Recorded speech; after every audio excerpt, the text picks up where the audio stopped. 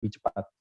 Karena yang terkena imbas tahun 60-an itu lebih banyak adalah sektor ekonomi perusahaan-perusahaan Belanda pada waktu itu yang dinasionalisasi terdampak. Sementara tahun 98 itu kita melihat bahwa akar dari krisisnya bermula dari sektor keuangan, adanya pelemahan nilai tukar di negara-negara ASEAN, merambat ke Indonesia, kemudian banyak perbankan yang dia mengalami tekanan likuiditas. Tapi sekali lagi, ketika terjadi gejolak di sektor keuangan pada tahun 98, UMKM masih bisa survive. Tahun 2008 pun juga sama, ketika terjadi kasus Bank Senturi, kemudian ada gejolak dari Amerika Serikat, lagi-lagi UMKM masih bisa untuk survive. Nah, untuk tahun 2020, karena unik, ada pandemi, kemudian juga pandemi membuat banyak negara melakukan lockdown, melakukan pembatasan, sehingga gejolaknya yang dialami sekarang bukan hanya di sektor keuangan, tetapi juga merata di sektor UMKM. UMKM mau kemudian berjualan, itu juga ada pembatasan-pembatasan sosial. Kita melihat bagaimana di Jakarta itu PSBB-nya diberlakukan secara lebih ketat. Ini akan berdampak sekolah, banyak UMKM yang bergantung pada sekolah dan kantor, tetapi sekolah dan kantor hanya boleh kapasitasnya 25%, kemudian sekolah hampir sebagian besar sekolah di seluruh Indonesia, bukan hanya di daerah Jabodetabek, itu dilakukan secara online.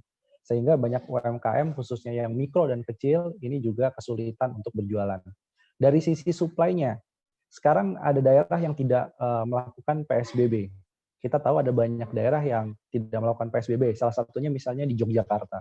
Tapi ada keluhan lain yang dihadapi oleh UMKM berkaitan dengan sisi supply-nya. Pembelinya ada, tetapi dari sisi bahan baku, ketersediaan bahan baku, banyak yang mengeluh ketersediaan bahan baku, terutama yang berasal dari impor, ini terhambat.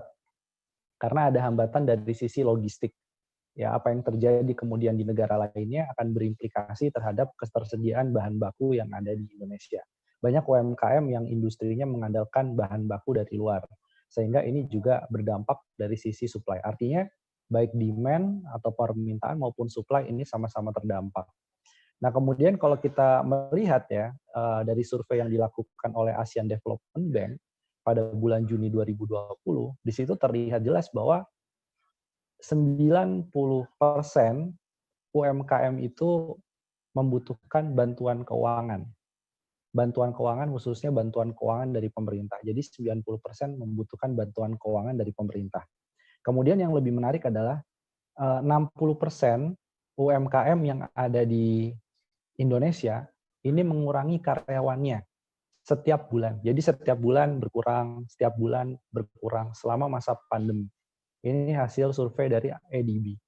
Dan ini menunjukkan apa? Ini menunjukkan bahwa tingkat kedalaman resesi yang berdampak pada UMKM ini memang sudah dalam tahap yang bisa dikatakan tidak pernah terjadi dalam sejarah Indonesia. Nah, tetapi kalau kita berharap bantuannya hanya dari pemerintah, tentu tidak cukup. Pemerintah memang mengalokasikan ya, nanti Pak Justinus bisa cerita banyak berapa subsidi ataupun bantuan yang diberikan kepada UMKM. Ini angkanya lebih dari 120 triliun rupiah. Dan beberapa hari terakhir ini saya mendapatkan informasi bahwa di-upgrade atau dinaikkan alokasi anggaran untuk subsidi kepada UMKM. Tetapi tetap saja, walaupun 120 triliun, tentu tidak bisa hanya dari bantuan dari pemerintah ataupun subsidi dari pemerintah. Karena pemerintah juga punya keterbatasan dari sisi fiskal, dari sisi pendapatan negara, dari sisi pelebaran defisit anggaran. Jadi yang bisa dilakukan adalah di sini masuknya pemain-pemain swasta untuk membantu mempercepat recovery dari UMKM. Nah, salah satunya adalah keberadaan teman-teman yang bergerak di bidang fintech. Ini merupakan momentum yang penting. Nah, fintech ceritanya juga unik. Fintech itu setiap kali ada krisis 2008, itu boomingnya fintech dimulai cukup tinggi di banyak negara. 2008-2009 ada krisis ekonomi secara global, masyarakat di Amerika Serikat khususnya, dan di negara-negara maju, itu mulai skeptis terhadap fungsi perbankan.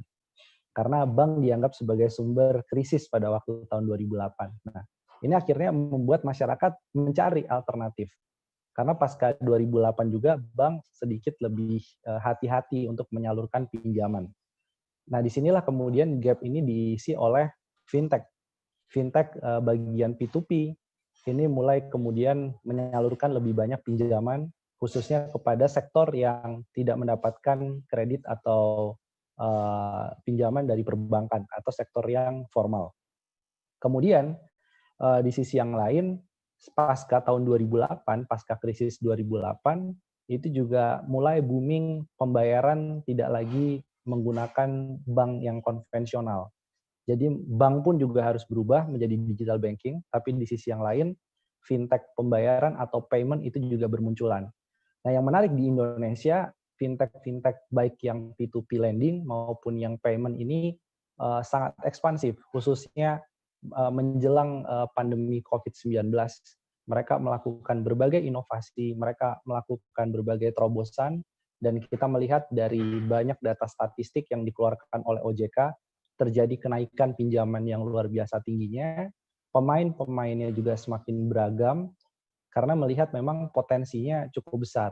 Nah, apa yang bisa dilakukan fintech untuk mensupport UMKM, ini saya kasih gambaran secara makro, nanti mungkin teman-teman fintech yang bisa mendetailkan secara mikronya. Tetapi dari gambaran secara makro, Indef pernah melakukan kajian, dan dari kajian itu terlihat bahwa fintech, kita ambil saja fintech yang peer-to-peer lending. Jadi kita belum meneliti yang payment-nya atau pembayaran. Ini baru yang fintech P2P lending. Ini ternyata fintech yang P2P lending punya kontribusi sampai 25 triliun rupiah terhadap ekonomi. Jadi setiap Rp1 yang diberikan fintech P2P lending terhadap sektor yang produktif, itu akan memunculkan efek berganda. Kira-kira logikanya seperti itu. Sehingga ketika ditotal secara nasional dari pembayaran dari pinjaman yang diberikan oleh fintech kepada sektor-sektor real termasuk adalah UMKM, ini bisa mencapai multipliernya 25 triliun rupiah. Nah, tentu ini kajian 2-3 tahun yang lalu, sehingga ketika di-upgrade pada waktu masa pandemi seperti sekarang dengan data yang tentu lebih besar dari jenis lendernya, kemudian dari jumlah borrowernya, dan juga dari total outstanding pinjamannya, tentu efek berganda dari keberadaan fintech ini semakin besar. Nah, ini yang kita perlu dorong, artinya 90% UMKM membutuhkan bantuan pinjaman, dan di saat seperti sekarang tentunya peran fintech menjadi lebih penting untuk mengisi gap tadi. Karena bank lebih banyak untuk berhati-hati, sementara UMKM, 90% UMKM di ADB itu juga menyebutkan bahwa 90% UMKM itu juga membutuhkan modal usaha untuk memulai kembali bisnisnya. Sehingga yang 90% UMKM ini mau mencari dari mana ketika perbankan pun sekarang sudah banyak melakukan relaksasi, restrukturisasi kredit. Tetapi sumber pembiayaan mana lagi yang bisa disuplai kalau tidak kemudian dari lembaga-lembaga keuangan non-bank. Salah satunya adalah fintech P2P lending. Dan saya rasa bukan sekedar dari sisi pinjaman, tetapi yang bisa diharapkan juga adalah kemarin ada ide bagaimana kerjasama bantuan-bantuan sosial ataupun bantuan kepada sektor mikro dan kecil di UMKM, itu pemerintah kerjasama dengan fintech, khususnya baik fintech yang P2P ataupun fintech yang payment. Karena mungkin banyak yang tidak punya rekening di perbankan, butuh waktu untuk buka rekening bank, tetapi bisa jadi sebelumnya dia sudah menjadi nasabah di fintech P2P lending, atau misalkan memiliki akun wallet atau akun dompet digital dari perusahaan-perusahaan fintech payment. Nah, ini mungkin bisa dimodifikasi, siapa yang butuh bantuan sudah memiliki rekening perbankan, siapa yang kemudian memang belum tersentuh bank, fintech di situ bisa masuk. Nah, misalkan bantuan produktif untuk mikro dan ultra mikro, itu juga bisa kemudian masuk ke dalam mekanisme melalui fintech. Jadi ini yang diharapkan, karena ini adalah momen, sekali lagi kesimpulan saya adalah setiap ada krisis, dan startingnya dari tahun 2008, itu booming fintech dengan inovasi-inovasinya memang dibutuhkan. Karena dari sisi supply fintech-nya semakin banyak yang tertarik untuk masuk ke dalam dunia fintech, di sisi permintaan real, memang masyarakat nggak punya pilihan lain. Selama masa pandemi, work from home, belajar di rumah, bahkan pembayaran SPP pun sekolah bisa menggunakan fintech payment misalnya, atau dompet digital. Jadi ini merupakan sebuah keniscayaan yang tadinya kita bilang bahwa fintech ini hanya mungkin kecil sekali porsinya terhadap total jasa keuangan. Ternyata boom ketika ada pandemi, ketika ada resesi ekonomi, tiba-tiba semua orang bicara bahwa fintech bukan lagi porsi kecil, atau fintech hanya mengisi kekosongan yang ditinggalkan bank, tapi bisa jadi memang replacement dari sistem keuangan yang konvensional. Itu saja dari saya, Mas Yudi Saputra. Terima kasih. Oke, baik. Terima kasih, Mas Bima. Sangat menarik sekali pembahasannya. Jadi, fintech itu memang benar-benar ya, saat ini tuh hal yang dibutuhkan untuk bisa membangkitkan UMKM ya di Indonesia ya, Mas Bima ya. Oke, baik. Nah, kalau untuk nanti ada pertanyaan, bila ada pertanyaan, silakan bisa bertanya di kolom Q&A.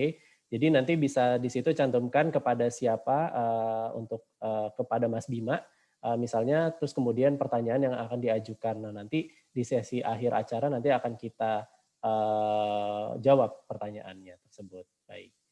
Oke, selanjutnya untuk pembicara selanjutnya ada Pak Stanis. Mungkin Pak Stanis bisa muncul. Ya, halo, Oke. halo. Iya, oke. Mas Dudit bisa share nggak ya? Bantu share screen. Oh, oke. Sebentar. Aku share. Sebentar ya.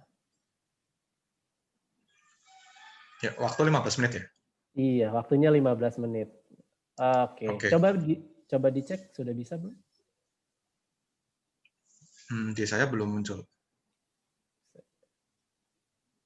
Ya, mungkin sambil berjalan ya. Ya.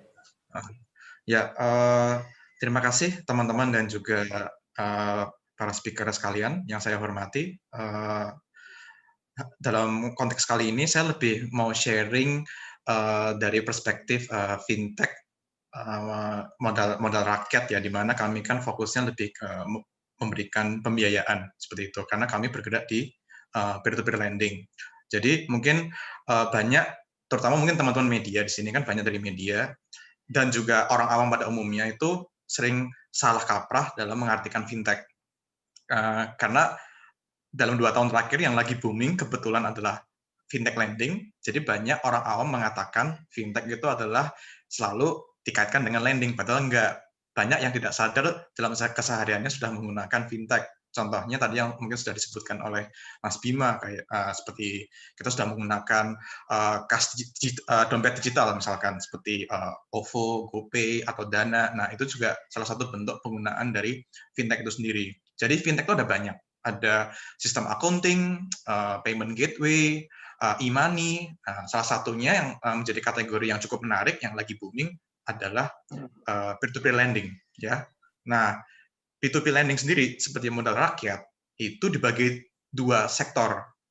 Mohon maaf, mungkin bukan sektor ya, tapi dibagi dua core produk utama, yaitu satu fintech yang fokus pada bidang produktif, ada yang konvensional, ada yang syariah. Yang satu lagi adalah pinjaman atau P2P lending multiguna. Jadi ini yang biasanya lebih berbasis cash tanpa agunan dan umumnya digunakan untuk produk konsumtif atau emergency fund. Ya, Mas Judit, ini slide-nya belum kelihatan. Oke. Gitu. Oke, saya share langsung, ya kalau gitu ya. Ya, langsung aja.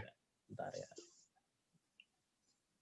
Jadi modal rakyat sendiri kami berdiri dari 2 tahun lalu silam, dan dalam pengembangannya tentu banyak ups and downs ya, karena kan kami juga startup, tapi kita cukup beruntung karena kami disupport oleh banyak pihak. Jadi kami di sini tidak datang untuk seperti mengalahkan bank, tidak.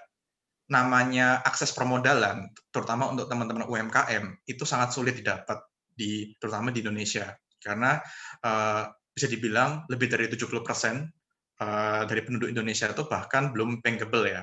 Makanya kebutuhan kredit, kalau tidak salah ini data dari BI 3 tahun lalu, tiap tahun itu kita butuh sekitar 1.700 triliun kebutuhan kredit, yang di mana sektor perbankan atau multi finance ya tradisional hanya bisa memenuhi sekitar 700 aja. Jadi masih ada 2/3 yang belum terisi gap-nya. Nah, gap ini yang di mana teman-teman fintech lending masuk membantu untuk memberikan inklusi keuangan melalui permodalan seperti itu. Nah, next. Jadi modal rakyat sendiri itu kita fokusnya lebih ke produktif. Jadi kami juga membiayai dari sektor mikro, usaha menengah, dan juga teman-teman dari startup teknologi. Itu kami juga berikan. Jadi setelah 2 tahun berjalan, kami sudah menyalurkan lebih dari 500 miliar ke lebih dari 20.000 pinjaman UMKM ya, yang dimana kami juga kerjasama dengan perbankan, multi finance, dan juga teman-teman dari nasabah para pemodal, yang dimana ada lebih dari 40.000 komunitas seperti itu. Nah, next. Waduh, ini kok banyak sekali nih, pop-up. Jadi ini, kalau tadi ada data dari ADB sama Indef, ini saya sedikit mengambil dari LIPI, Lembaga Ilmu Pengetahuan Indonesia, di mana ada survei yang dilakukan beberapa bulan lalu, di mana hampir semuanya, hampir 100% lah ya, 95% itu UMKM pastinya mengalami penurunan penjualan. Dan setelah disurvei lebih lanjut, ternyata umurnya 70% itu bulan depan sudah akan mati gitu ya. Dan tentu dari LIPI sendiri sudah memberikan beberapa rekomendasi yang dimana saya cukup setuju. Ada yang pendek, ada yang menengah ya, yaitu beberapa sudah dilakukan oleh pemerintah, misalkan memberikan relaksasi, lalu ada juga dari pemerintah memberikan stimulus ya, melalui bank-bank yang sudah diajak kerjasama, seperti Hibara seperti itu. Nah, yang menjadi kunci adalah pada akhirnya pada saat pandemi, yang menang adalah teman-teman yang bisa tetap secara kreatif memutarkan uangnya, mengurangi cost-nya, dan menjaga permodalannya.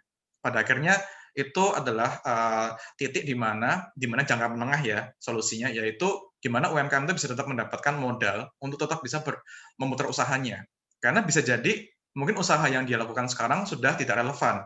Dia tetap butuh biaya untuk bisa mungkin pivot ya, mungkin berjualan tadinya offline jadi online. Mungkin ada beberapa yang harus diperbaikin dari sistem, mungkin harus foto ulang menjadi lebih baik. Nah, itu menjadi modal yang digunakan nantinya untuk bisa tetap bertahan, karena nggak ada yang tahu pandemi ini bisa sampai kapan gitu ya. Jadi sangat penting untuk kita bisa mendapatkan permodalan. Nah, di sini saya mungkin sedikit sharing, bisa untuk teman-teman UMKM atau di sini teman-teman dari media atau dari audiens, kalau mau sharing lebih lanjut ke teman-teman di luar komunitas dari webinar ini juga boleh tentunya. Oke, next. Jadi kita akan masuk ke beberapa tips ya. Oke, next. Mulai dari yang pertama, yaitu tentu pastinya paling gampang, nggak gampang juga sih, tapi dalam artian yang paling obvious ya, paling kelihatan, yaitu sebetulnya banyak UMKM itu tuh bisa apply ke bank, apalagi dengan sekarang kan pinjaman lagi turun nih bunganya ya, mau itu KPR atau untuk usaha. Memang lebih selektif, tetapi justru ini adalah titik di mana UMKM yang bisa memberikan proposal yang baik dan mengerti apa yang diinginkan oleh bank, itu malah bisa jalan. Banyak yang langsung main hajar, datang ke cabang, ya pasti langsung ditolak. Harus sudah persiapan tentunya, yaitu beberapa tips yang saya lakukan kalau ke teman-teman. Pertama itu paling gampang, menjaga hubungan baik dengan RM atau relationship manager ya, atau kalau bisa kenal langsung dengan beberapa ketua cabang perbankan dari provinsi di mana UMKM berdiri, itu juga bisa menjadi alternatif. Dan banyak yang tidak mengerti konsep 5C itu, yang di mana bank itu tetap pada akhirnya adalah badan instansi yang melakukan analisa kredit secara mendalam ya. Nah, dengan mengerti 5C ini, apa yang diinginkan oleh bank, itu UMKM bisa lebih mempersiapkan bisnis plan yang lebih baik untuk bisa menaikkan probabilitas dia mendapatkan pengucuran kredit. Nah, banyak alternatif lainnya yang juga bisa menjadi bahan pertimbangan sebagai tambahan juga di luar alternatif ya. Contohnya seperti koperasi, ada juga multi finance. Multi finance lebih cocok untuk teman-teman yang mungkin membutuhkan mobilitas tinggi ya. Misalkan butuh investasi untuk motor atau truk. Nah, itu bisa dilakukan di multi finance. Nah, lalu ada juga seperti BPR atau BPD. Ini banyak sekali saya ngobrol dengan teman-teman BPR tuh justru mereka pengen menyalurkan, tapi kok nggak ada yang ketok pintu ke mereka gitu. Nah, itu bisa menjadi alternatif ya buat teman-teman. Nah, pada akhirnya ada juga beberapa tips, yaitu teman-teman juga bisa apply tidak langsung lewat ketok pintu ke bank yang terkait, bisa juga melalui fintech agregator gitu. Contohnya ya menyebut merek, cermati atau cek aja, di mana itu teman-teman daripada ngecek website satu-satu itu sudah ada semua di sana. Dan dari info yang saya dapat, kemungkinan untuk di approve aplikasinya itu justru lebih tinggi dari fintech agregator seperti itu. Dan untuk teman-teman yang mau apply multi finance, saat dikasih pilihan oleh para RM-nya, yaitu mau mengajukan DP berapa, jangan pernah memilih DP pilihan 0. Itu sebetulnya untuk mengecek apakah ada niat untuk membayar di depan atau tidak gitu. Nah, itu sedikit tips ya untuk teman-teman yang ingin mengajukan dari sektor formal. Next. Nah, ini, waduh, ini ketutup ya ininya atasnya. Jadi intinya itu lebih ke arah karena banyak teman-teman yang sudah bergerak di rumah ya, maka salah satu alternatif adalah pasti punya banyak waktu di rumah untuk beres-beres di rumah. Percaya atau tidak, pasti banyak barang-barang yang tidak perlu digunakan ya. Nah, itu bisa digunakan jadi pertimbangan untuk dijual ya atau digadaikan asetnya untuk karena kalau menggadaikan aset juga salah satu pilihan dengan mungkin bisa dibilang biaya admin atau bunga yang lebih rendah lah ya gitu. Nah, itu banyak seperti PT Pegadaian atau Gadai gitu, banyak sekali pilihannya. Nah, teman-teman bisa googling dengan metode KonMari dari Jepang itu untuk bisa memilah-milah mana barang-barang yang penting dan tidak. Cara ngukurnya gimana? Mana barang yang kira-kira bawa happy dan tidak. Yang nggak bawa happy buang saja atau dijual. Sesimpel itu. Next. Nah, ini juga beberapa UMKM itu tidak sadar bahwa banyak sekali instansi-instansi pemerintah atau bank itu justru di luar memberikan kredit, mereka juga memberikan suatu penyaluran dalam bentuk hibah. Nah, banyak seperti Bank Mandiri, ada program wirausaha mandiri, ada juga dari e-commerce seperti Blibli, ada program Big Start, banyak sekali program-program seperti ini yang di mana teman-teman itu tinggal apply aja.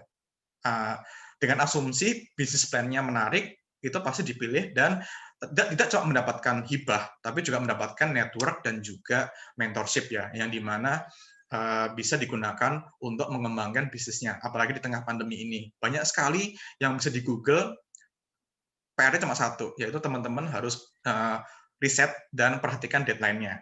Lalu buat bisnis plan sesuai dengan bisnis produknya yang bisa membedakan diri teman-teman dari yang lain. Seperti itu. Nah, sekarang yang keempat. Next. Nah, kalau ini modal dari konsumen. Banyak yang sebetulnya lupa dengan cara kita bisa mulai berjualan itu dengan model pre-order. Sesimpel itu. Dan pre-order ini cukup menarik karena teman-teman hanya biaya minim, mungkin cukup dengan foto produknya, tapi tidak perlu ada stok barangnya. Dan coba aja dijual di sosial media, siapa yang mau pesen, diminta DP atau transfer duluan. Nah, itu juga teknik yang baik untuk bisa memberikan validasi ide eksternal mengenai produk atau service yang dijalankan oleh teman-teman. Begitu. Pada akhirnya, ini salah satu tips yang paling saya sukain, dan ini yang menurut saya tuh paling tidak ada risiko. Nah, yang penting cukup berani memberikan foto yang baik dan gimana bisa berjualan, tapi tidak usah kasih tahu kalau barangnya itu belum ada di belakang. Bilang aja yang penting ini kita harus dalam bentuk batch, misalkan minimal 10 harus pre-order, transfer di depan. Nah, itu jadi modal yang digunakan untuk pada akhirnya membelikan harga pokok pembelian kan, untuk diolah menjadi produk sebenarnya baru dikirim barangnya. Seperti itu. Next, mungkin nanti tips terakhir ya. Sebenarnya ada banyak tipsnya, cuma nanti waktunya nggak cukup. Nah, pada akhirnya fintech menjadi salah satu alternatif. Tapi di sini saya belum bagi ada 3 fintech ya, karena beda-beda nih. Ada fintech yang fokusnya di equity crowdfunding, ada yang di donation, ada yang di kayak modal rakyat, yaitu P2P lending. Beda-beda ya teman-teman. Yang pertama, equity crowdfunding itu suatu pinjaman dalam suatu proyek kalau sudah digalang dananya, sebelum dicairkan itu dibuat dalam bentuk akte, jadi ada saham gitu ya. Jadi modelnya tuh berbagi imbal hasil. Nah, kalau untuk crowdfunding ini beda dengan equity crowdfunding atau P2P yang dinaungi OJK. Kalau crowdfunding ini tidak ada regulatornya. Ini yang menaungi lebih ke Kementerian Sosial, Kemensos. Beberapa yang terkenal seperti Kita Bisa itu lebih ke donasi. Saya lihat ada beberapa yang penggalangan dana yang menceritakan kalau usahanya tuh hancur dan butuh bantuan, itu ada juga menggalang dana lewat Kita Bisa. Kalau ini sifatnya donasi, maka tidak ada tekanan untuk mengembalikan dalam bentuk pokok atau imbal hasil ya. Nah, yang terakhir ada juga ini yang lagi booming. Sekarang ini ada sekitar 150 peer-to-peer lending, lebih lah 150 sampai 160 P2P lending yang terdaftar dan atau berizin ya. Nah, ini kami memberikan juga dalam bentuk pinjaman. Nah, tips yang buat teman-teman itu hanya bisa riset karena tidak semua P2P itu sama. Ada P2P yang fokus ke syariah, ada P2P lending yang fokus ke pinjaman piutang, ada yang fokus ke model angsuran, inventory, distribusi financing. Jadi ada banyak sekali. Itu yang teman-teman harus pelajari dulu. Jangan asal klik apply di online, ya nanti pada akhirnya kalau nggak cocok akan ditolak. Karena macam-macam sekali. Ada P2P yang fokusnya di perikanan, ada peternakan, ada yang pendidikan. Itu teman-teman harus riset. Jadi tips saya kalau di sini harus belajar membaca riset. Karena fintech masih dunia baru dan nanti saya juga waktunya terbatas untuk bisa menjelaskan, tapi pada akhirnya fintech yang fokus ke penggalangan dana pada suatu proyek ya atau suatu dalam bentuk pendanaan untuk usaha itu bisa dikategorikan ada 3 ini seperti itu. Terakhir sebagai penutup, pada akhirnya kalau untuk P2P lending itu kan ada 2 belah pihak ya, ada lender pemodal atau itu nyebut investor, ada juga peminjam. Nah, untuk 2 belah pihak pada akhirnya pastikan si fintech P2P lending ini terdaftar atau berizin di OJK. Itu ada di website mereka dan itu selalu diupdate tiap bulan. Nah, ada sekitar 160 saat ini untuk P2P lending yang terdaftar dan ada 2.000 yang sekitar 2.000 kalau nggak salah lebih yang ilegal dan sudah juga ditindaklanjuti lah sama teman-teman dari kepolisian atau dari Barreskrim seperti itu. Nah, ada juga kalau untuk dari pemodal pastikan sesuai dengan risiko ya, risiko profile dari masing-masing lender dan jangan lupa melakukan diversifikasi. Perhatikan juga sektornya, fokusnya di mana dan juga historicalnya apakah semua pinjaman itu lancar atau tidak. Nah, untuk peminjam sendiri, ini yang sering kelupaan, tadi lupa riset, asal apply banyak, dan teman-teman hati-hati, karena sekarang sesama fintech itu sudah saling bisa melihat datanya. Jadi jika teman-teman sedang pinjam di suatu fintech, fintech lain akan tahu melalui suatu big data namanya fintech data center. Itu seperti BI checking untuk bank, kalau ini BI checking untuk fintech. Nah, jadi jangan asal baca baik-baik TNC-nya, perhatikan ada biaya tersembunyi atau tidak, terutama biaya admin. Jadi jangan terburu-buru ya.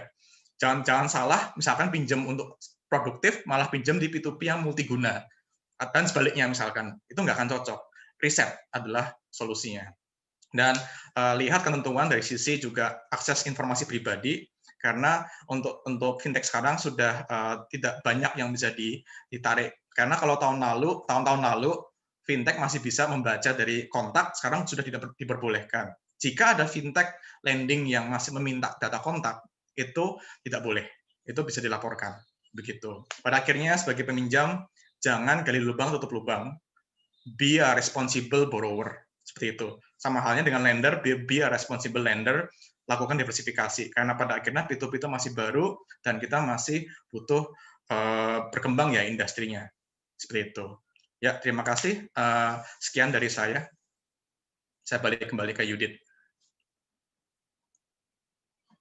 Oke, baik. Terima kasih Pak Stanis atas materinya. Sangat menarik sekali ya bahwa kita harus memperhatikan juga nih bagaimana sih sebenarnya kalau kita dalam memilih pemodalan ya, akses pemodalan. Walaupun banyak, tetapi harus diperhatikan juga mana yang tepat gitu loh untuk UMKM seperti itu. Oke, baik. Terima kasih Pak Stanis. Lanjut mungkin Pak Justinus, apakah sudah bisa join dengan kita? Halo Pak Halo, Justinus. selamat Iya Pak. sore. Selamat sore Pak.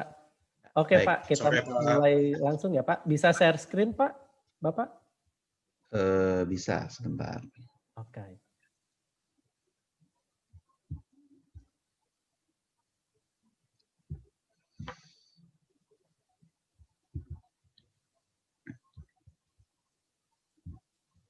Oke, saya kasih ke Pak Justinus ya. Terima Ya, kasih Pak. terima kasih Pak Yudit. Sudah bisa dilihat ya? Sudah bisa dilihat Pak. Baik, terima kasih. Selamat sore Bapak Ibu, saudara-saudari yang saya hormati. Terima kasih untuk undangan yang disampaikan. Mohon maaf tadi sedikit terlambat. Yang saya hormati ada sahabat saya ini Mas Bima, ada Mas Indra, ada Pak Stanis tadi, dan yang lain. Saya akan sedikit saja. Tadi bagus sekali presentasi dari Mas Stanis ya, sangat komprehensif dan saya pribadi tercerahkan dari informasi terkait dengan fintech yang telah dipaparkan. Nah, saya sedikit akan memberikan informasi apa yang sudah, sedang dan akan dikerjakan pemerintah terkait dengan ini. Mudah-mudahan ini bermanfaat sebagai informasi dan sekaligus nanti kami juga minta masukan dari teman-teman, ada informasi, masukan, aspirasi atau kritik seperti apa sehingga kebijakan yang sekarang sudah ada bisa kita perbaiki bersama, sekaligus nanti ke depan kita bisa mengantisipasi terutama kebijakan yang terkait dengan UMKM, ekonomi digital, khususnya fintech ini. Sebagaimana kita ketahui, ya resesi menjadi topik hangat beberapa waktu belakangan. Ini kan karena kondisi ekonomi, karena COVID seperti ini, lalu ada ketidakpastian. Tapi pada prinsipnya pemerintah tidak ingin berfokus pada apakah kita ini ya atau tidak resesi, tetapi lebih kepada seperti apa respon kebijakan pemerintah terhadap kondisi ini, dan sejauh mana asesmen publik juga diharapkan untuk menjadi masukan, termasuk bagaimana dalam konteks medium dan long term-nya ini kita punya skenario kebijakan yang lebih kuat. Jadi kita tahu resesi seperti ini per definisi, dan kalau kita melihat data, pemerintah juga terbuka terhadap hal ini, sudah menyampaikan beberapa outlook yang telah dibuat oleh banyak lembaga, dan secara global memang juga ada penurunan outlook pertumbuhan ekonomi global. Indonesia pun juga sama. Ini beberapa negara bahkan sudah mendahului resesi secara teknikal, dan kita resminya nanti tunggu 5 November bagaimana BPS mengumumkan. Tapi memang Kementerian Keuangan sendiri sudah menyampaikan kepada publik bahwa proyeksi kuartal 3 ini kemungkinan di kisaran minus 2,9 sampai minus 1%. Nah, kalau kita lihat indeks purchase manager untuk manufaktur itu ada peningkatan. Setelah kita turun cukup dalam di April-Mei, ada perbaikan, dan kita berharap perbaikan ini nanti juga berdampak, meskipun tetap isu kesehatan, bagaimana kita menaklukkan COVID itu menjadi prasyarat utama bagi pemulihan ekonomi, tidak bisa dibalik-balik. Tidak mungkin ekonomi bisa dibuka dan pulih kalau kesehatan belum bisa ditangani. Maka kita upayakan bisa segera konsolidasi dan fokus ke sana sehingga lebih efektif penanganannya. Nah, ini proyeksi pemerintah terkait dengan ekonomi 2021. Memang bagi sebagian pihak ini terlalu optimistik. Pemerintah ingin mengatakan ya kita harus optimis meskipun tetap realistis, artinya berpijak pada bagaimana 2020 dikelola dan nanti direalisasikan. Ini menjadi tantangan kita bersama, saya kira. Untuk tahun 2021 kita harapkan tetap kita bisa memberikan dukungan pada penanganan COVID sehingga bisa diatasi lebih baik, termasuk bagaimana vaksin itu sudah dianggarkan di APBN. Lalu pemulihan ekonomi berlanjut, dukungan untuk sisi demand dan supply. Lalu ada beberapa akselerasi yang diharapkan juga mendukung upaya-upaya penguatan ekonomi kita. Nah, kalau kita lihat di outlook, belanja pemerintah membaik karena kuartal 3 diharapkan sudah tumbuh positif dari tadinya minus 6,9. Ini menjadi positif kurang lebih nanti 10%. Konsumsi rumah tangga sebagai penyumbang terbesar PDB kita meskipun masih minus tetapi ada perbaikan dari minus 5,6 menuju ke 3%. Artinya bansos itu juga cukup efektif dalam menjaga daya beli kelompok menengah bawah dan ini akan dilanjutkan di 2021. Memang untuk ekspor impor, kinerja ekspor terutama dan investasi masih stagnan ya, ini kita maklumi karena kondisinya COVID. Nah, saya langsung cepat saja. Survei keyakinan konsumen. Kalau kita lihat sudah mulai ada perbaikan dibanding beberapa bulan yang lalu. Meskipun pertumbuhan kredit konsumsi juga masih rendah dan ada kecenderungan memang orang masih menyimpan uang di bank sebagai bentuk berjaga-jaga. Ini juga hal yang bisa kita maklumi ya. Meskipun terus kita dorong, trust dari pelaku pasar, dari masyarakat sangat bergantung pada sinyal kebijakan juga. Nah, kalau kita lihat penjualan kendaraan juga sudah mulai tumbuh di Agustus ini, sudah sekitar 37.000.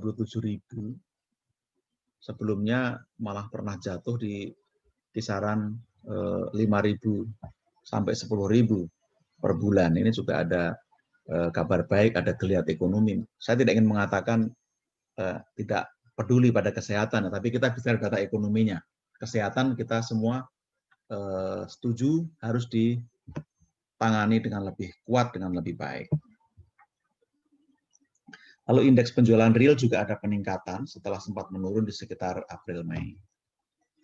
Ini kinerja ekspor-impor kita, memang impor turun cukup signifikan. Ekspor kita ada peningkatan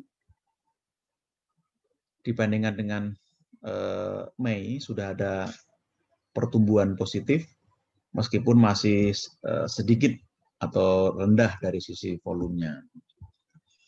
Inflasi masih berlanjut, kita mengalami deflasi beberapa bulan terakhir. Ini juga dipengaruhi PSBB, dipengaruhi oleh COVID, terutama karena memang kebutuhan-kebutuhan masyarakat tidak terlalu banyak di masa COVID ini.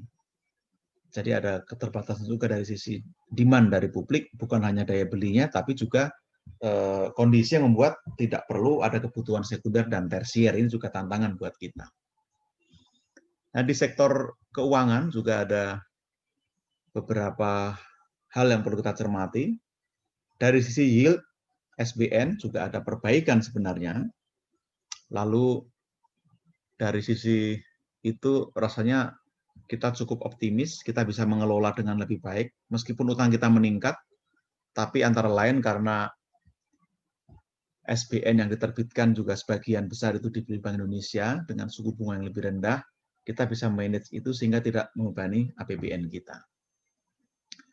Di sisi lain ada kenaikan jumlah pengangguran, ini hal yang bisa dipahami karena COVID ini banyak pelaku usaha terpukul, banyak perusahaan yang berhenti, dan lain-lain. Ini juga perlu diwaspadai dari sisi kebijakan fiskal.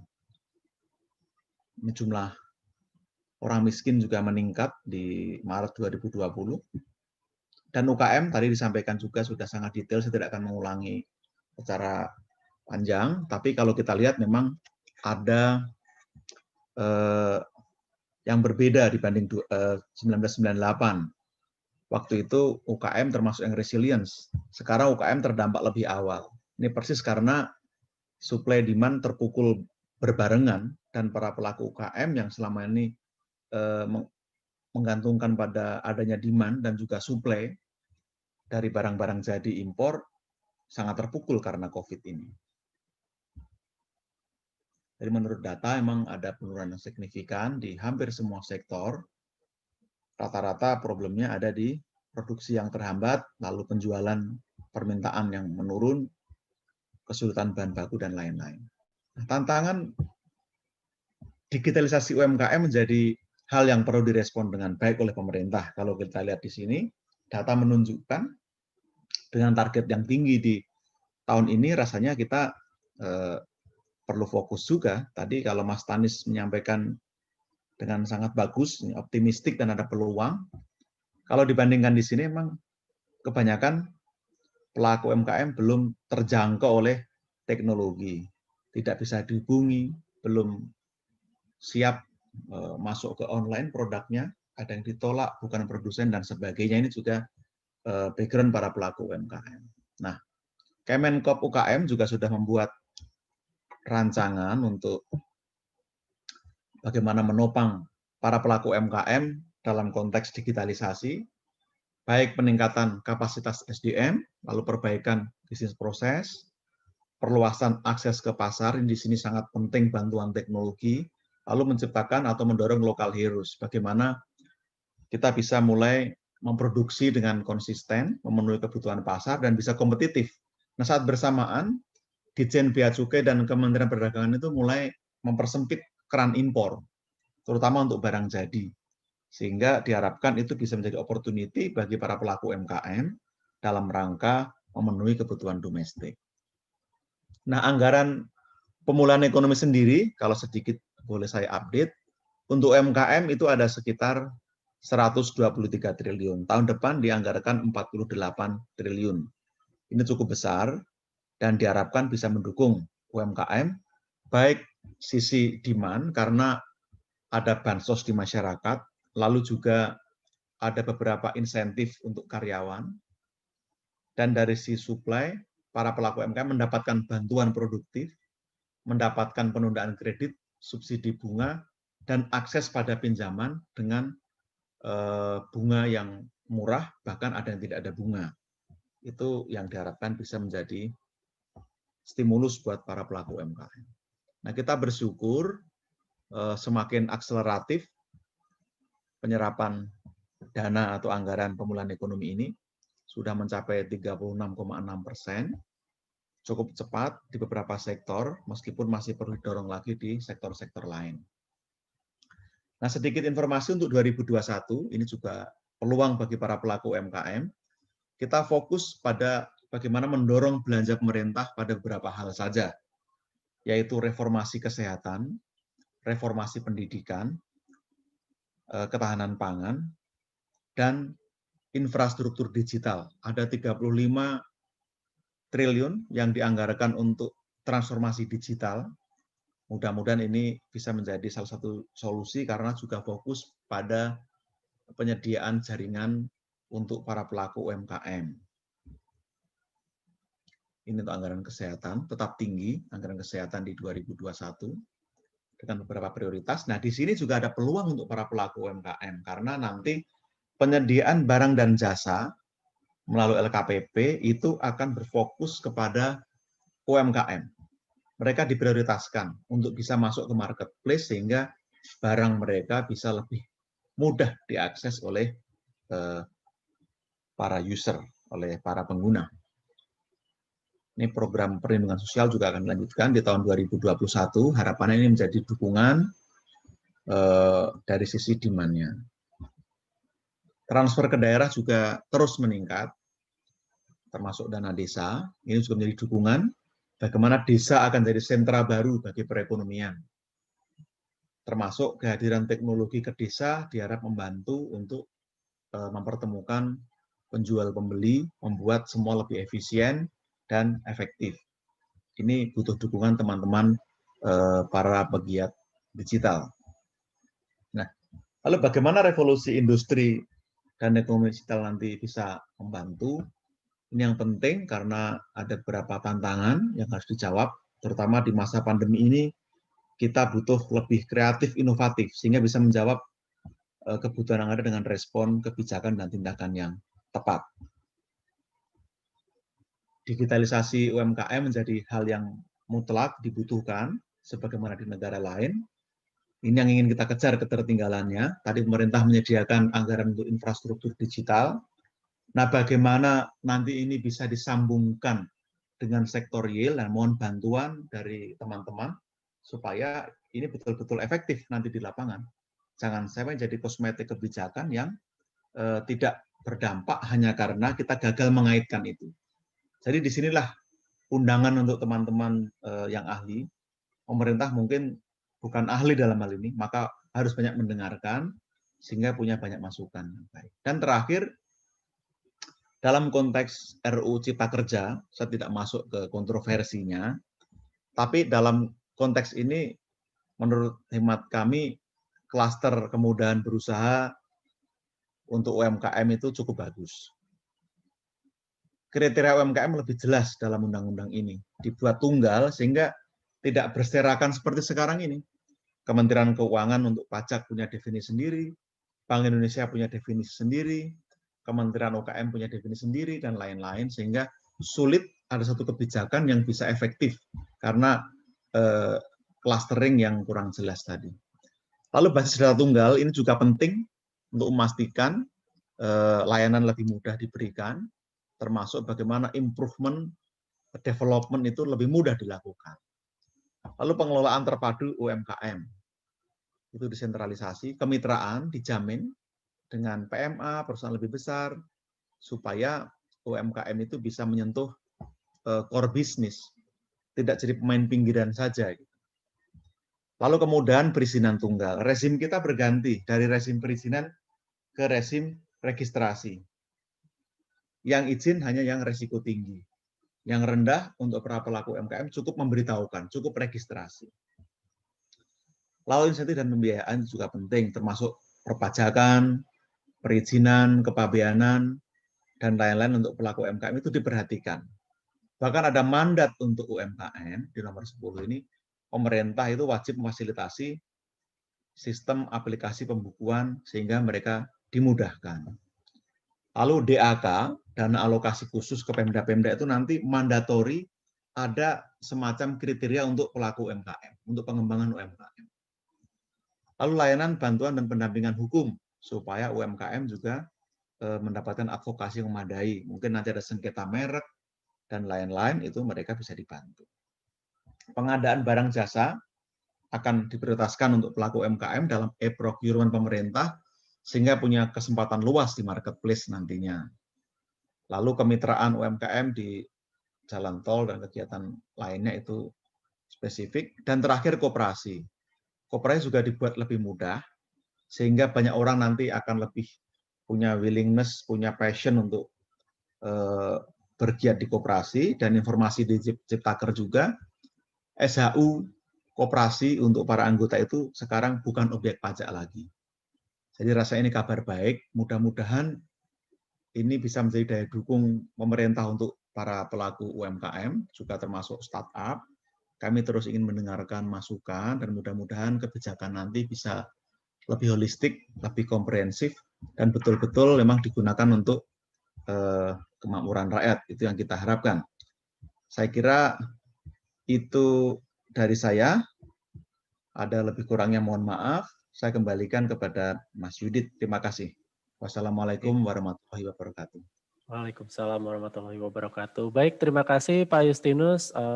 Sangat apik sekali presentasinya, cukup padat, clear. Nah, untuk next session yaitu ke Pak Hendra. Mungkin Pak Hendra sudah bisa join juga. Halo. Oke, halo. Iya, Ya. Mas Hendra. Oke. Bentar ya. Iya, siap. Lagi siapin ini. Iya, sambil menunggu Pak Hendra untuk mempersiapkan materi, mungkin teman-teman bagi yang ada mau bertanya, silakan untuk bertanya di kolom yang sudah kami siapkan, yaitu di Q&A. nanti pada sesi setelah Pak Hendra ini akan kita jawab pertanyaan-pertanyaannya langsung dari panelis, dan kebetulan untuk satu panelis kita yaitu Pak Bima, kebetulan dia ada meeting selanjutnya jam 4, jadi mungkin kalau misalnya ada pertanyaan terkait dengan presentasi Pak Bima bisa dititipkan ke kami dan kami akan jawab melalui email ataupun sambungan yang lain. Gimana Hendra, udah siap? Udah. Oke, Ada, ini tulisannya langsung aja ya. silakan. Saya ambil screen-nya.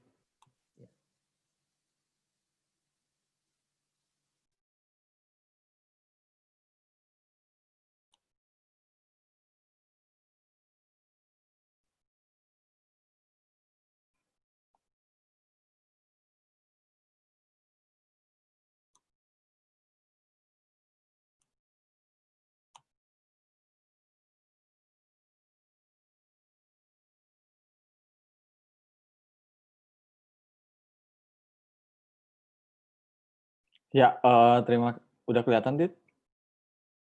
Ya, kelihatan, Hendra. Ya. Silakan. Ya, terima kasih kepada Yudit atas kesempatannya. Sebelumnya saya juga ucapkan terima kasih kepada Pak Justinus atas pemaparannya, Pak Bima Yudhistira untuk pemaparannya tentang UKM, dan juga Stanis untuk pemaparannya tentang pemodalan di masa resesi. Pertama-tama, saya ingin memperkenalkan diri dulu. Saya Hendra Quick, co-founder dan CEO dari Payfast. Payfast adalah sebuah perusahaan fintech yang mempunyai fokus memberikan akses keuangan digital dan peluang usaha digital untuk usaha-usaha UMKM kecil dan masyarakat-masyarakat yang tinggal di desa. Memang dengan timbulnya resesi ini, kami merasa lebih banyak lagi peran serta yang harus kami ambil dalam membantu para UMKM dan masyarakat desa yang sedang terimpact secara berat oleh resesi ekonomi ya.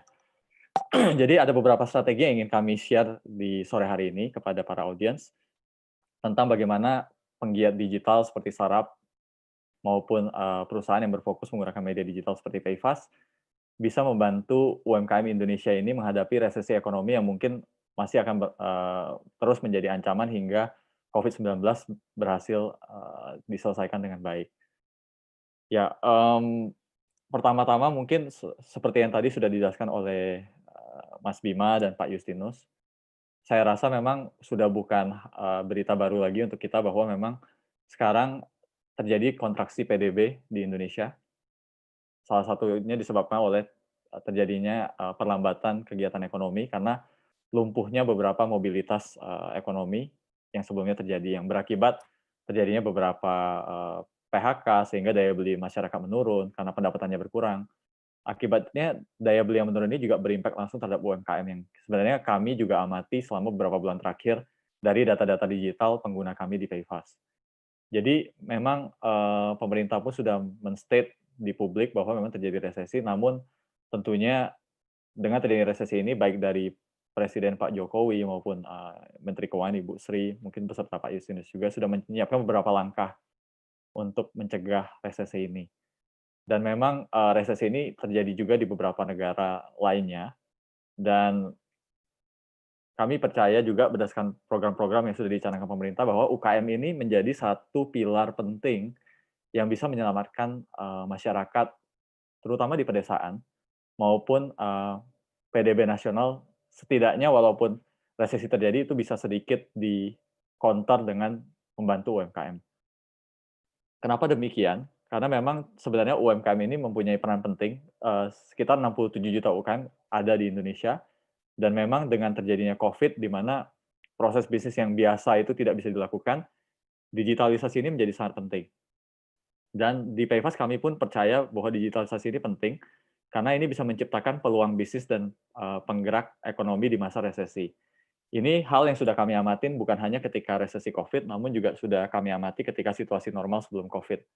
Selama 4 tahun, dari tahun 2016, kami sudah banyak bekerja sama dengan UKM, memberikan mereka kesempatan untuk membuat UKM ini menjadi lebih formal, terstruktur, dan lebih bisa dijangkau oleh peluang-peluang yang bisa membantu mereka mendapatkan support untuk mengembangkan bisnis mereka di situasi normal, yang saya rasa dengan situasi resesi COVID-19 menjadi lebih penting.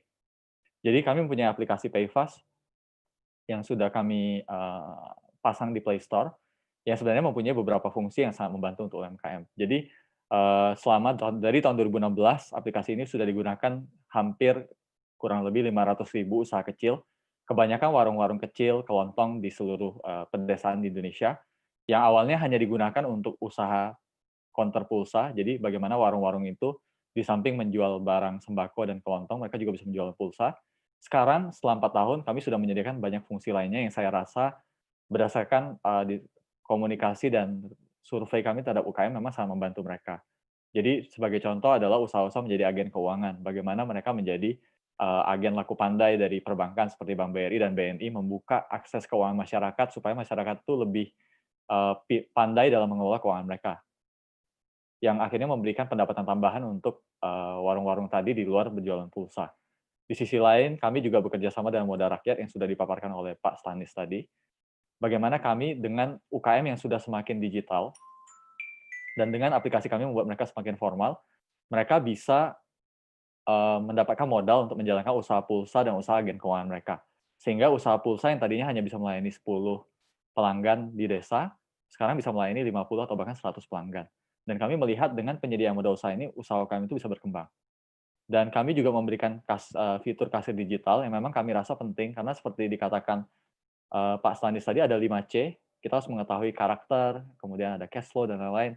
Sehingga data yang didigitalkan di sistem kasir digital ini membantu baik pemerintah, Himbara, Himpunan Bank Negara, ataupun peer-to-peer lending agregator seperti Modal Rakyat untuk menentukan UKM mana yang memang bisa diberikan dana tanpa mengekspos resiko gagal bayar yang terlalu tinggi atau NPL di negara. Karena kita lihat ketika terjadi resesi seperti COVID sekarang, banyak bank yang mengerem pemberian pinjaman karena mereka takut melihat resiko ini. Nah, sehingga kami merasa sistem kasir digital ini menjadi solusi yang bisa menjembatani antara kecemasan perbankan untuk memberikan modal karena ketidakpastian ekonomi dengan kebutuhan UKM yang sangat tinggi atas penyediaan modal untuk membantu mereka menghadapi resesi ekonomi. Dan tidak hanya itu, belakangan ini kami juga bekerja sama dengan JNE dan sempat kami sedang mencoba mengeksplor juga dengan PT Pos Indonesia. Bagaimana memang agen-agen warung-warung UKM ini juga dijadikan agen logistik supaya bisa mempermudah distribusi rantai pasok barang-barang dari desa ke kota dan sebaliknya. Dan kami juga membantu bagaimana produk-produk di desa itu bisa dipasarkan di 500.000 warung di seluruh Indonesia melalui Shopfast.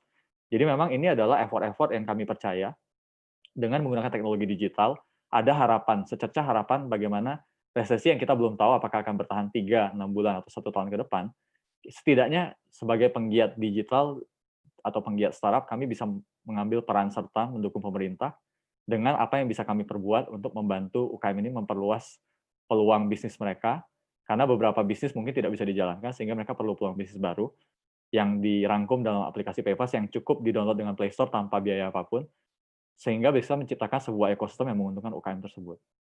Dan memang tidak hanya UKM yang akan terbantu. Dengan dibukanya akses keuangan melalui warung-warung PayFast ini, kami juga percaya masyarakat bisa dibantu untuk mendapatkan akses-akses keuangan yang bisa juga membantu mereka menghadapi resesi, khususnya masyarakat di pedesaan.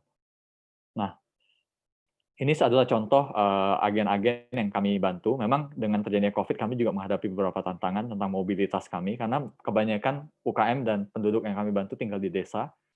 Seringkali kami tidak bisa hanya bergantung pada marketing secara digital. Terkadang kami juga harus mengirimkan edukator-edukator kami yang kami sebut sebagai field officer untuk mengedukasi warung-warung ini. Memang selama situasi tidak COVID, kami memang cenderung lebih mudah untuk melakukan mobilitas, sehingga kami bisa mendigitalkan kurang lebih dari 100.000 UKM di seluruh Indonesia dan memberikan logo PayFast di situ. Namun dengan adanya COVID memang lebih challenging, namun kami percaya memang UKM ini justru membutuhkan bantuan lebih di saat situasi seperti ini. Ini adalah contoh foto UKM yang sudah kami bantu. Dan sebenarnya bantuan yang kami ciptakan itu dampaknya tidak hanya berhenti di UMKM, namun dia juga berlanjut hingga ke penduduk yang tinggal di sekitar warung tersebut. Sebagai contoh, ini ada satu UMKM PayFast, UMKM yang sudah diedukasi oleh Field Officer PayFast. Ini Field Officer kami, diedukasi UMKM ini supaya dia bisa membuka peluang baru, dan kemudian diberikan logo PayFast, dan Karena PayFast ini juga bekerja sama dengan Bank BRI dan BNI untuk fitur laku pandai, di mana masyarakat bisa mengajukan pinjaman kredit ataupun mengirim uang melalui agen kami, itu mempermudah distribusi keuangan, distribusi uang, bansos, ataupun distribusi kredit menuju ke desa tersebut. Dan yang terjadi adalah BRI sebagai salah satu institutional lender kami, Himbara yang membantu mendanai masyarakat melalui agen kami, ada satu pengusaha Surabi yang terdampak juga, dia membutuhkan bantuan modal usaha untuk menghadapi resesi dan mengembangkan usaha mereka, itu bisa dibantu dengan akses pengajuan kredit melalui agen PayFast, yang mungkin tidak bisa dilakukan kalau dia harus pergi, kalau tidak ada agen PayFast. Jadi dengan demikian, tidak hanya agen yang bisa kami, atau UKM yang bisa kami bantu, tapi juga masyarakat di sekitar UKM tersebut. Nah ini contohnya ibu ini akhirnya mendapatkan pinjaman kecil sekali, sebenarnya 3 juta, yang saya rasa dari triliunan yang digelontorkan pemerintah, kalau kita benar-benar targetkan 3 juta ke 1 juta pengusaha kecil, akan ada geliat ekonomi. Karena dari 3 juta ini, Ibu Casti ini pun bisa meningkatkan tokonya menjadi lebih besar dan mendapatkan pendapatan, sehingga membantu memutar perekonomian di pedesaan tersebut. Nah, kami percaya, approach seperti ini akan membantu, setidaknya membantu meredam dampak negatif dari resesi. Dan dengan coverage kami, sekarang sudah sekitar 500.000 agen menuju 1 juta, sudah sekitar 25 juta masyarakat desa yang bisa kami jangkau untuk diberikan distribusi bansos ataupun diberikan distribusi kredit dari pemerintah untuk membantu mereka bertahan di masa resesi. Nah, memang PayFast seperti dituliskan di post ini dari salah satu media, kami selalu berfokus membantu masyarakat dan UKM underprivileged yang tinggal di pedesaan dan sulit dijangkau. Berawal dari menyediakan produk pulsa yang saya ceritakan tadi, PayFast telah bertransformasi menghadirkan beberapa produk lainnya. Salah satunya adalah membantu BRI membuka cabang di desa yang sulit dijangkau, menjadikan warung-warung itu kantor cabang bank yang jumlahnya memang sangat terbatas, apalagi di situasi COVID, semakin banyak masyarakat yang perlu di-assess oleh perbankan, supaya mereka merasa nyaman mendistribusikan kredit. Nah, ketika tidak ada cabang, mereka akan merasa khawatir. Nah, kami berharap dengan warung-warung PayFast menjadi cabang yang membantu assessment terhadap untuk perbankan tersebut, kita bisa memberikan kredit kepada masyarakat yang benar-benar membutuhkan, supaya menimbulkan satu bounce back ekonomi menuju ekonomi yang bisa membantu PDB kita tumbuh kembali sehingga keluar dari fase resesi. Ya, jadi seperti yang dijelaskan tadi, ada dari penjualan pulsa, kemudian bisa menjadi agen laku pandai, bahkan sampai sekarang kontribusi ekonomi yang kami bawa kepada UMKM Indonesia sudah mencapai 1 triliun dari 500.000 ini. Nah, kami berharap memang dengan jumlah UKM Indonesia yang sangat luas, dampak ini bisa kami perluas bukan hanya ke 500.000 titik, dan bukan hanya 1 atau 2 triliun, tapi kita bisa bawa ke 50 juta UKM. Dan mungkin 1-2 triliun tadi bisa tumbuh jadi 100 triliun, yang harapannya bisa turut membantu mengatasi resesi. Dan memang fokus kami selalu masuk ke pedesaan, ya. Jadi ini pedesaan khususnya untuk keperluan finansial dan usaha mereka, supaya usaha mereka menjadi lebih besar. Dan tentunya seiring dengan visi kami itu membantu UKM dan masyarakat desa, tentunya ini dibarengi juga dengan beberapa tantangan. Kita semua tahu tahun 1998 ketika terjadi krisis ekonomi, memang seperti kata Pak Justinus tadi, UKM itu menjadi tulang utama dan fondasi yang membantu recovery ekonomi kita. Walaupun terjadi krisis yang sangat signifikan waktu itu, namun memang di tahun 2020 ini justru UKM yang paling terkena hit. Namun ada satu harapan. Memang kontribusi UKM sangat signifikan, 60% PDB, dengan jumlah 64 juta, dan dia mampu menyerap hingga 116 juta pekerja. Dan dari studi kami, satu UKM itu bisa melayani kurang lebih, bisa menjangkau hampir seluruh penduduk Indonesia. Jadi memang UKM adalah media yang sangat efektif untuk membantu masyarakat di saat-saat seperti ini. Namun ada beberapa tantangan. Jadi memang Himbara pun akan bingung karena banyak sekali UKM yang datanya belum terstruktur, sehingga proses mereka mengakses dengan matriks 5C untuk memitigasi resiko NPL atau gagal bayar juga menjadi sulit ketika UKM tidak terstruktur. Nah, sehingga 3 masalah ini harus kita pecahkan dengan cara digital supaya hal-hal tadi tidak terjadi. Nah, sekarang kita melihat ibu-ibu yang seperti tradisional seperti ini, namun mereka menjadi tumpuan ekonomi di pedesaan mereka. Mungkin ada beberapa orang yang mereka pekerjakan. Sekarang solusi PayFast itu seperti apa? Kami sadar bahwa digitalisasi UKM informal seperti ini tidaklah mudah. Kami percaya dengan peran digitalisasi untuk mengatasi masalah UKM di Indonesia. Namun kalau kita lihat, ibu-ibu ini perlu orang yang mengedukasi mereka. Nah, sebenarnya solusi kami seperti apa? Kami mengirimkan orang-orang kami, yang kami sebut field officer seperti ini, fotonya dengan motor, datang langsung ke lapangan di desa, mengedukasi masyarakat desa tersebut, sehingga mereka mengerti digital, dan dari setelah mereka mengerti digital tersebut, kita bisa memberikan bantuan-bantuan tadi. Bantuan peluang usaha, bantuan distribusi, bantuan sosial melalui transfer, ataupun bantuan pemberian akses kredit melalui kolaborasi PayFast dengan Bank BRI, salah satu himbara terbesar, ataupun modal rakyat sekalipun. Dan memang kami percaya bahwa memang di era resesi ini mungkin sukses kita itu bukan tentang kita mengenerate lebih banyak profit, tapi berapa banyak UKM yang bisa kita upgrade ya kemampuannya untuk bertahan supaya PDB nasional bisa meningkat. Nah, ini juga contoh, jadi tadi salesman kita ini, dia datang ke ibu-ibu di sini, kemudian dia mengedukasi. Jadi ada menggunakan aplikasi digital, ada juga yang menggunakan materi-materi yang offline. Karena memang kita nggak bisa berharap UKM akan langsung mengerti tentang aplikasi begitu dia melihat di Google Play. Jadi memang kami menyadari tantangan ini, dan itulah cara PayFast mendiferensiasi dirinya dengan pemain yang pure digital. Kami benar-benar on the ground datang mengedukasi UKM di pedesaan-pedesaan. Nah, ini adalah satu contoh inisiatif kami di Aceh. Kami sampai mengirimkan orang kami datang ke untuk langsung datang ke lapangan mencari UKM-UKM yang bisa kami bantu. Jadi tadi kan kami saya udah nama saya Juvian, perempuan. Saya ini yang mulai bekerja laki-laki karena di Aceh. PayFast Teknologi Nusantara kurang lebih 1 tahun. Jadi sebagai contoh, ketika kita ke Aceh, banyak daerah desa, banyak UKM kecil, Saya warung, sehari sebagai sales restoran. Nah, ini untuk wilayah kita Aceh datangi Utara langsung, kita ajarkan langsung bagaimana UKM ini bisa menggunakan smartphone mereka menjalankan dan menjaga seluruh produk FAST finansial, terutama aplikasi untuk menjadi digital.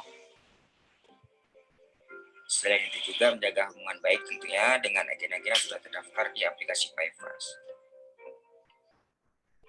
PayFast sendiri adalah platform layanan keuangan untuk pembayaran secara online atau digital.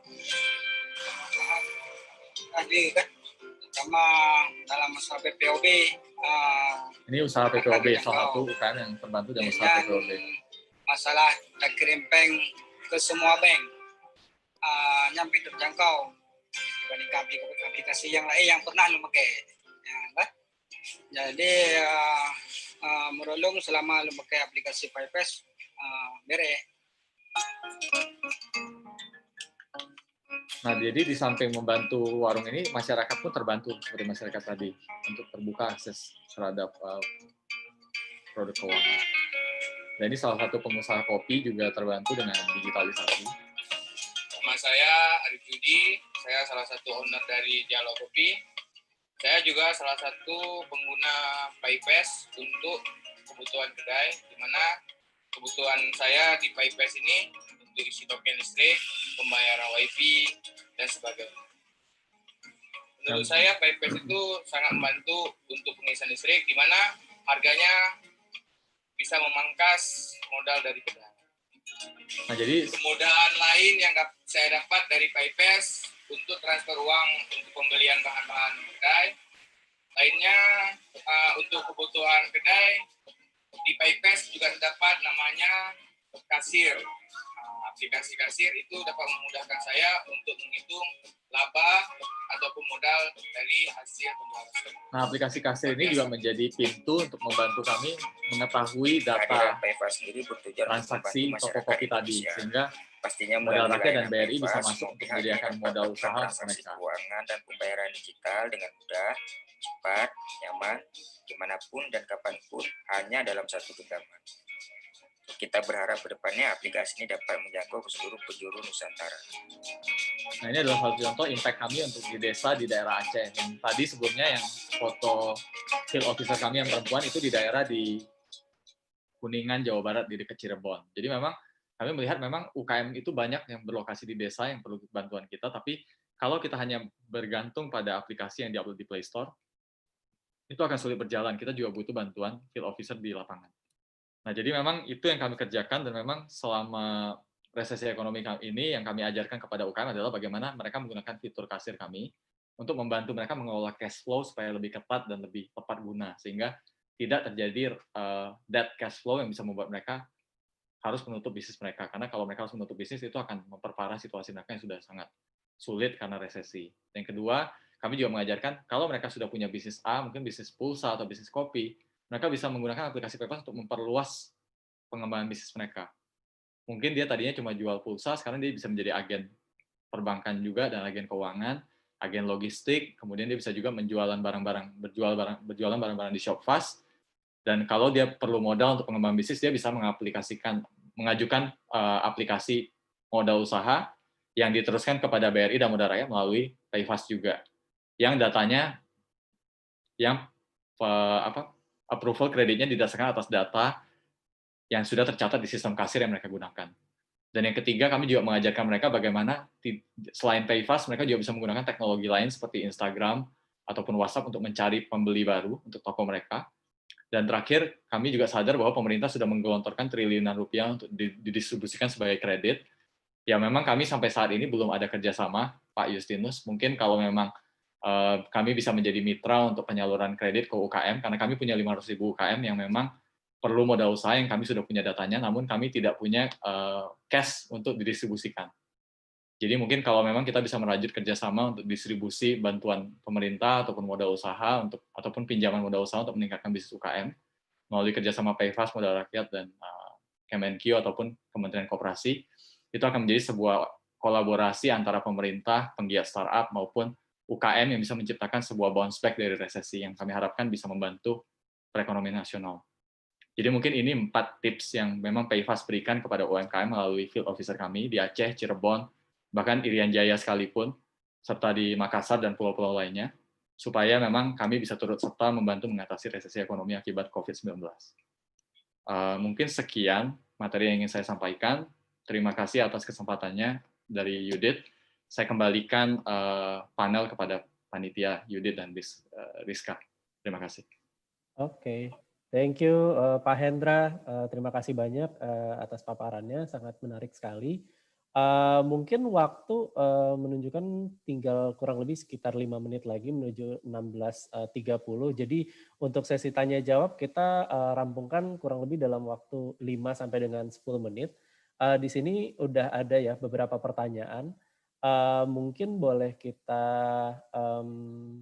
bahas ya dari mungkin ini ada pertanyaan dari Pak Jati ya dari Koran Jakarta ingin bertanya kepada CEO PayFast atau co-founder Modal Rakyat bagaimana cara fintech menghadapi pandemi COVID yang menekan masyarakat untuk menahan melakukan pinjaman. Bagaimana cara fintech untuk menjangkau UMKM yang tidak melek teknologi?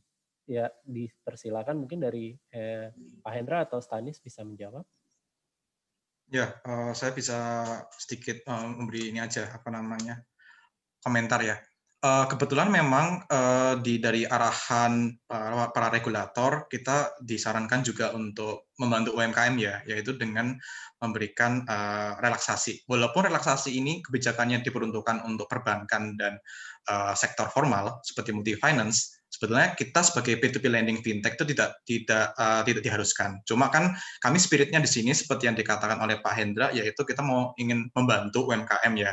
Nah, dalam hal ini kalau seperti Modal Rakyat sebagai platform ya, broker online kasarannya ya, itu mempertemukan antara lender dan borrower. Yang kami lakukan adalah kami menerima strukturisasi ya pinjamannya biar lebih ringan gitu. Yang kami yang melakukan tugasnya untuk menegosiasi ke teman-teman pemodal lender. Karena kami kan bukan bank ya yang bisa langsung mengambil kebijakan. Oke, ini baik dari Pak Hendra ada tambahan? Ya, mungkin untuk pertama memang UKM itu di samping modal usaha, dia juga butuh peluang usaha. Jadi ketika resesi ini tidak hanya bicara soal modal usaha, karena kalau ada modal dia nggak tahu modalnya diapakan, itu juga berbahaya karena bisa jadi modalnya tidak masuk ke sektor produktif yang ingin ditargetkan oleh pemerintah. Modal ini digunakan untuk usaha lagi. Jadi PayFast memposisikan diri untuk membuka peluang usaha itu. Bagaimana mereka bisa buka usaha logistik? Kenapa logistik? Karena dengan terjadi pandemik, orang perlu logistik untuk mengirimkan. Karena sekarang terjadi banyak bisnis online, orang nggak muncul bertemu tatap muka dengan pemilik toko, tapi dilakukan secara online melalui logistik. Sehingga kalau mereka bisa menjadi agen logistik, itu membantu. Kemudian mereka bisa menjadi agen laku pandai, karena sekarang terjadi banyak distribusi bansos perbankan ke desa-desa, sementara bank tidak punya kantor di sana. Jadi PayFast menjadi cara supaya warung-warung tadi yang terdampak resesi bisa menjadi kantor cabang bank. Jadi layanan keuangan tanpa kantor cabang, itu namanya laku pandai. Nah, jadi itu juga jadi peluang. Kemudian mereka bisa berjualan barang. Jadi peluang usaha inilah yang kami jawab. Nah, kemudian kedua, benar sekali tadi poinnya, desa itu sulit dijangkau, masyarakat UKM tidak ngerti produk digital dengan mudah, dan mungkin jaringan sulit. Nah, disinilah kita ambil peran, bagaimana kita itu juga datang ke desa mengajarkan mereka dengan field officer PayFast yang tersebar di seluruh Indonesia. Kami datang langsung ke Aceh, kemudian dari Aceh terus datang ke Cirebon, kemudian ada yang datang ke Makassar. Kita langsung ke lapangan, kita ajarkan mereka, karena kita pengen mereka bisa survive di tengah resesi ini. Kurang lebih begitu. Oke, baik. Ini juga menjawab pertanyaannya dari Mbak Christina Purwodidu ya. Di sini menanyakan juga bagaimana strategi untuk biar bisa melek digital, terus antusiasme juga untuk go digital bagi UMKM. Nah, ini juga ada beberapa pertanyaan juga nih ke Pak Justinus nih Pak. Ini terkait dengan bagaimana sih untuk kan internet ini memang masih coverage-nya mungkin belum seluruh Indonesia ya Pak ya. Nah, bagaimana nih dari sisi pemerintah Pak untuk kedepannya menyediakan infrastruktur tersebut gitu Pak, sehingga masyarakat yang terutama di pedesaan atau di daerah tertinggal itu bisa melakukan juga go digital gitu Pak. Mungkin Pak Justinus bisa menjawab. Baik, terima kasih untuk pertanyaannya. Saya belum tahu detailnya, nanti Kominfo sebenarnya yang punya program lebih detail ya. Nanti akan saya pastikan ke Kominfo, tapi anggaran sudah disediakan, saya sampaikan tadi. Setidaknya 25 triliun yang di pusat, lalu ada juga yang di daerah melalui transfer keuangan dan dana desa. Nah, dengan anggaran sebesar ini, saya rasa pemerintah juga perlu diberi masukan supaya penyediaan infrastruktur digital ini betul-betul tepat sasaran dan juga sesuai dengan konsep yang tepat. Ini yang teman-teman justru punya kompetensi di sini, saya rasa ya. Nah, dalam bayangan pemerintah, alokasi itu nanti akan memperluas coverage-nya dengan penambahan infrastruktur, lalu optimalisasi penggunaan satelit untuk memperbanyak BTS, lalu memperluas coverage, dan menambah sentra layanan publik di beberapa tempat. Ini diharapkan nanti bisa menjadi hub-hub yang bisa dimanfaatkan para pelaku UMKM, terutama yang ada di daerah remote, sehingga bisa mengakses market dengan lebih baik. Selain untuk kebutuhan usaha, ini juga untuk mendukung pendidikan, study from home, dan juga mendukung untuk kesehatan, untuk perbaikan sistem di BPJS nantinya. Nah, itu yang menjadi konsep. Saya detailnya belum tahu karena ini Kominfo yang punya programnya. Tapi dengan alokasi sebesar itu rasanya cukup besar ya sebagai dukungan pemerintah. Dan ini pertaruhan kita, maka mohon juga diberi masukan dan dikawal yang tepat seperti apa supaya betul-betul nanti ini mendukung para pelaku ekonomi digital ini. Demikian, Mas. Oke, baik Pak Justinus. Mungkin rekan-rekan udah cukup menjawab. Tadi ada beberapa pertanyaan yang sama ya. Karena waktu juga mungkin satu pertanyaan lagi nih, mungkin ke Pak Justinus nih Pak. Jadi di sini ada pertanyaan dari Pak Adrian. Jadi Bu Menkeu mengatakan jika pemulihan kesehatan dan ekonomi harus seimbang. Apakah ini artinya penanganan akan paralel? Apakah pengadaan tes gratis yang massal dibarengi dengan stimulus fiskal? Atau apa alternatif dari pemerintah terhadap penanganan COVID selain vaksinasi? Mungkin Pak Justinus bisa memberikan tanggapan, Pak. Baik.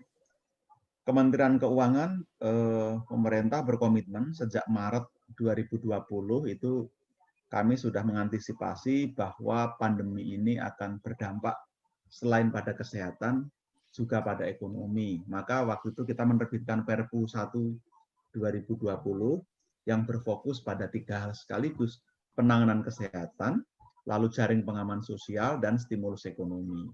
Ini yang kita kerjakan paralel, karena meskipun kesehatan itu prioritas dan ini mutlak, tetapi warga terdampak ekonomi harus diperhatikan, karena ini menyangkut survival juga.